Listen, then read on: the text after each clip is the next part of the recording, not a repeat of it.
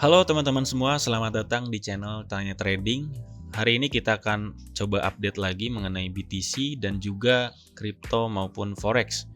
Sebelum kita melihat update-update hari ini, kita akan coba cek dulu mengenai live Bitcoin halving countdown ya. Kapan Bitcoin halving akan terjadi? Nah, diprediksi dari situs Watcher Guru itu akan terjadi pada April 21, 2024 ya, atau sekitar 85 hari lagi. Ada beberapa update hari ini. Yang pertama yaitu SEC menunda BlackRock Spot Ethereum ETF ya. Jadi SEC menunda persetujuan dari BlackRock Spot Ethereum ETF. Alasannya dikemukakan oleh SEC-nya yaitu, jadi SEC menilai bahwa mereka ingin meninjau lebih lanjut mengenai ETF Ethereum ini. SEC memutuskan untuk memberikan waktu lebih lama untuk mempertimbangkan aturan yang diajukan terkait ETF Ethereum milik BlackRock. Mereka menetapkan batas waktu pada tanggal 10 Maret 2024 untuk menyetujui atau menolak usulan tersebut. Jadi berdasarkan keterangan dari SEC, kalau dalam bahasa Inggris seperti ini, dan tadi penjelasan mengenai bahasa Indonesianya, bahwa ETF ingin meminta waktu lebih lanjut untuk meninjau kembali pengajuan dari BlackRock Ethereum ETF. Selanjutnya, 3 mata uang kripto teratas yang bisa rally setelah Bitcoin halving. Ya, ada 3 mata uang kripto teratas yang mungkin menguat setelah Bitcoin halving. Yang pertama Ethereum. Ya, Ethereum adalah proyek kripto terbesar kedua setelah Bitcoin. Namun aset tersebut mengalami tahun yang kurang memuaskan pada tahun 2023 dibandingkan dengan pesaingnya seperti Solana dan BTC. Meskipun demikian, kita mungkin melihat lonjakan harga Ethereum setelah BTC halving pada bulan April tahun ini. Selain itu, proyek ini meluncurkan peningkatan Denkan yang dapat mengurangi biaya jaringan. Selain itu, ada pembicaraan tentang Ethereum ETF atau Exchange Traded Fund yang jika disetujui dapat membantu harga aset ya, atau akan menambah nilai daripada Ethereum. Token selanjutnya adalah Solana. Solana adalah salah satu mata uang kripto dengan kinerja terbaik pada tahun 2023. Harga Solana hampir naik 1000% pada satu titik tahun lalu. Selain itu, ketika aset lain kesulitan, harga Solana telah menguat 7,4% secara grafik harian. Ada kemungkinan bahwa Solana akan melampaui level tertingginya pada tahun 2023 sekitar $120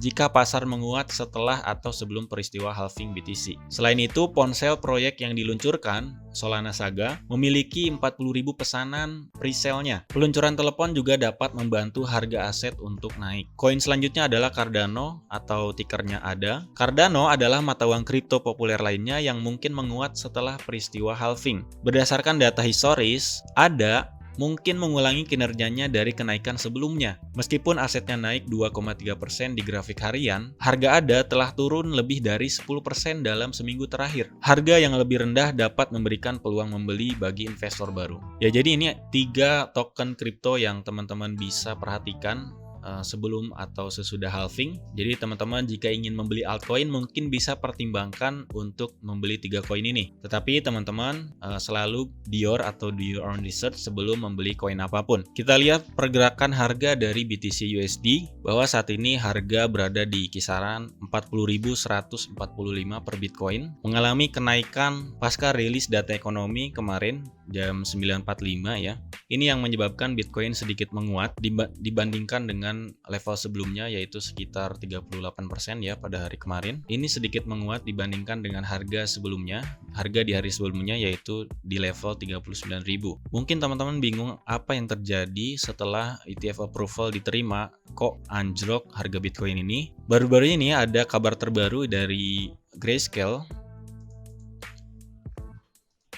bahwa Grayscale menjual Bitcoin senilai 2,14 miliar dolar ya, pasca persetujuan ETF Bitcoin. Grayscale Investment telah melepas BTC senilai 2,14 miliar dolar. Penjualan besar-besaran ini terjadi setelah persetujuan dari SEC untuk ETF Bitcoin Spot. Keputusan ini memicu berbagai spekulasi dan analisis tentang dampak terhadap pasar kripto dan strategi investasi institusional. Penjualan masif oleh Grayscale. Kita bisa lihat di postingan Look On Chain Di sini dijelaskan bahwa Grayscale mengalami penurunan kepemilikan Bitcoin senilai 2,14 miliar dolar. Sementara itu, iShare milik BlackRock memiliki kepemilikan Bitcoin senilai 1,37 miliar dolar. Sementara itu, iShare milik BlackRock memiliki kepemilikan Bitcoin sebesar 1,37 miliar dolar atau sejumlah 33.431 Bitcoin. Grayscale Investment yang dikenal sebagai GBTC,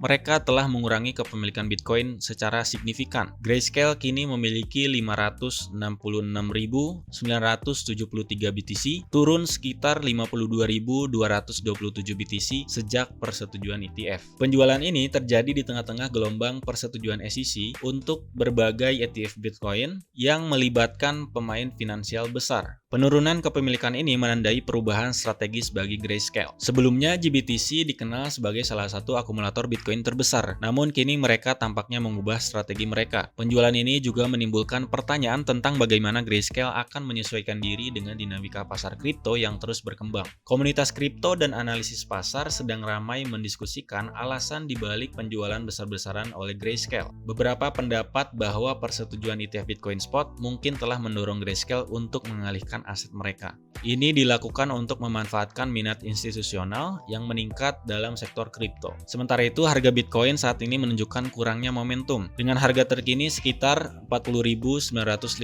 dolar per Bitcoin, Bitcoin mengalami penurunan sebesar 1,73% dalam 24 jam terakhir. Penurunan ini menambah kekhawatiran tentang dampak penjualan Grayscale terhadap valuasi Bitcoin dan bagaimana pemain institusional besar akan menempatkan diri mereka dalam landscape kripto yang terus berubah. Implikasi untuk masa depan kripto. Penjualan besar-besaran oleh Grayscale menimbulkan pertanyaan tentang masa depan valuasi Bitcoin. Apakah ini mempengaruhi kepercayaan investor atau membuka peluang baru bagi investor lain? Hanya waktu yang akan bisa menjawab pertanyaan ini. Dengan pasar kripto yang terus berfluktuasi, langkah Grayscale ini menjadi indikator penting bagi tren masa depan. Investor dan pengamat pasar tentunya akan terus memantau situasi dengan seksama. Apakah ini akan menjadi awal dari perubahan dalam industri kripto atau hanya sekedar koreksi pasar sementara? Secara keseluruhan, penjualan Bitcoin oleh Grayscale Investment senilai 2,14 miliar telah mengguncang pasar kripto. Keputusan ini tidak hanya mempengaruhi harga Bitcoin, tetapi juga menandai pergeseran strategi bagi salah satu pemain besar dalam industri kripto. Bagaimana dampak jangka panjangnya terhadap pasar harus masih dilihat.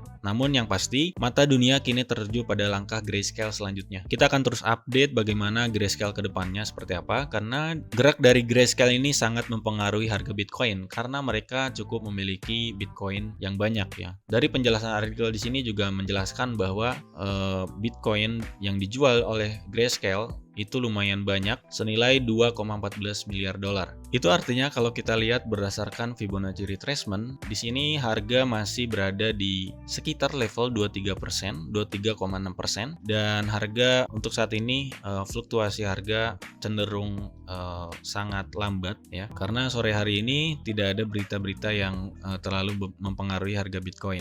Harga Bitcoin cenderung fluktuasi atau sideways sejak kemarin ya. Kalau kita lihat dari time frame 1 jam, di sini terlihat bahwa harga Bitcoin terus mengalami naik turun di area Fibonacci 23,6%. Jadi range-nya kurang lebih seperti ini, dan untuk saat ini kondisi pasar sedang sideways karena memang tidak ada berita-berita yang mempengaruhi pergerakan harga untuk saat ini. Oke teman-teman, mungkin itu saja untuk update mengenai Bitcoin dan cryptocurrency dan berita-berita dari cryptocurrency hari ini. Jangan lupa teman-teman support video ini dengan cara like agar video ini lebih bermanfaat untuk banyak orang, dan jangan lupa teman-teman untuk subscribe agar mendapatkan update terbaru mengenai BTC ataupun cryptocurrency setiap harinya. Sampai jumpa di video berikutnya.